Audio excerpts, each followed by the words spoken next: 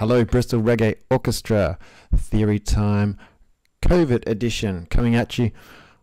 I've got the COVID. Symptoms are mild at the moment. Fingers crossed they stay that way. I'm a few days in. And this means that my schedule has gone from super busy to absolutely nothing. So we can kick back into some of these videos. Today we're all about 7th chords. So take your triads and get them to the next level. Let's go. New format today. Hope it is to your liking. Today we're discussing 7th chords in the major tonality, or the tonality of a major key. So we have 4 main chords. The major chord, major 7, whoops, we don't use that. Minor 7, the dominant 7, and the half diminished or minor 7 flat 5. Woohoo! So let's go through these one by one. We're using the tonality of C as our root, obviously. Same as before, we can build things up via a key, knowing a scale, and just having thirds. And formula methods and everything is exactly the same. So let's start on the major chord. C major 7.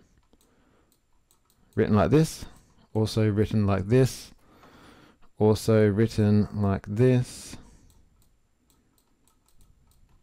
And in Germany, if you're weird, it's written like that for some reason. I still don't know why. So this is a major triad. Major triad. Whoops. Plus a major third stacked on top of that. Okay, so C major 7. C, E, G, B.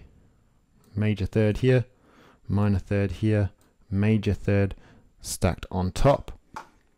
This is also 1, 3, 5, and 7 in the major scale numbers, relative to this tonic, of course. Okay, next one is the minor chord. C minor 7, written like this, also written like this, and that's also can be written like this. This is a minor triad with a flat 7. Or actually, yeah, doesn't matter. Minor triad, so C minor,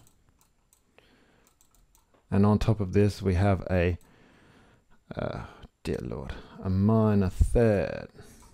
There we go. Let's refresh this a little bit. C minor 7 we're working on right now. C minor 7. Okay, so here we have C, E flat, G. This is our minor triad. On top of that we stick a B flat. Right, so this here, this is our minor third on the top of our minor triad. On the outside, of course, we have a flat 7 or a minor 7 relative to the major key, of course. Relative to the major key, major scale numbers, of course. C dominant 7. So for lols, of course, this is coming from the key of F. Well, we haven't covered that yet. Figured I said that. Dominant 7. Okay, we have a major triad plus a minor third stacked on top. So in the case of C, that gives us C, E, G, oh, no space left, B flat. Woohoo! Okay, so major triad here, minor third here, minor third. Of course, on the outside, this gives us a flat 7 or a minor 7th interval. Fantastic. So, like I said, in the key of F, so if we are hopping, skipping, jumping by thirds, G, next one, A, skip that, B flat, there's our B flat on the top. last and not least, but least, C half diminished. This is same, equal to C minor 7 flat 5. Okay, so like what it says, we have our C minor 7 and we just flatten the 5th. Super easy. C, E flat, G. Oh my god, look at this. Let's do this again. The eraser on here is really rubbish. C, E flat, G, B flat is our minor 7 chord, yeah? So we flatten our 5. We have 1, flat 3, flat 5, flat 7. There we go.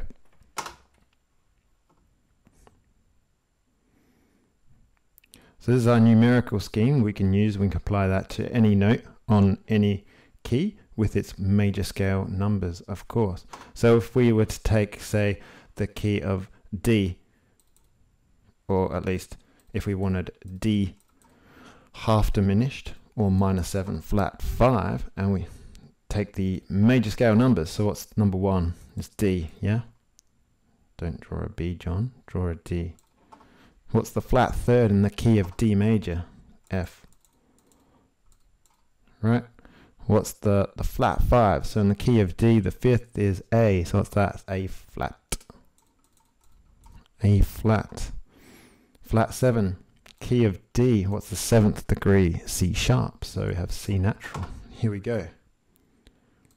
D minor. Flat 5. Minor 7. So on the outside we have minor 7. Woo. Minor 3rd here. Another minor 3rd here. Major 3rd on the top. Crazy, huh? This looks absolutely rubbish. But there you go.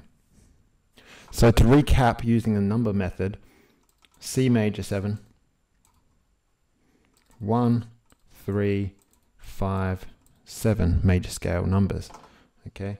C dominant 7. 1, 3, 5, flat 7.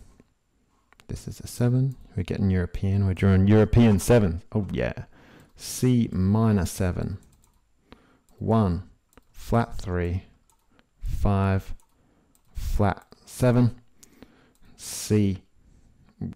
This shouldn't be C. This should be X. X. X. X. X half diminished. 1, flat 3, flat 5, flat 7. Right. There we go. So the last thing I want you to notice is that we take this guy here, change one pitch, and we can get to this guy. Change one pitch, and we can get from here to here. Change one more pitch, and we can get to this guy. Right, so this leads us to sort of making formulas, and this leads us to making patterns to switch between these chords. And initially, that's a great way to remember things. So for example, if we have a C major 7, for example, C, E, G, B, and we think, okay, we see on our charts like a C dominant 7. We know it's just this chord with the flattened 7th, right? So we get C, E, G, B flat. We are applying the pattern difference, like the, dare I say it, the delta between these two, to go from one to the other. Now this is brilliant to start with when you're learning all of the chords before you have the notes all down, but it can get a bit cumbersome if you're trying to use 3 patterns to get to a chord. That's just, it's good to learn how to formulate them, but after a while you really just need to have them under your fingers for themselves. Okay, so that was 7th chords. Like this video if you thought it was helpful. I'll see you in the next one for major scale chords.